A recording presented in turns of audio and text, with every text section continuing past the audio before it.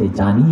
আমরা যখন খেলা শুরু করি 300 এমপি মন্ত্রী নিয়ে পালানোর ছাড়া বিকল্প অন্য কোন রাস্তা থাকে না। আরো জোরে বলেন ঠিক না ঠিক? 15 বছর 16 বছর জেল দিয়েছ, মামলা দিয়েছ, জুলুম করেছ, নির্যাতন করেছ, বাড়ি ছাড়া করেছ।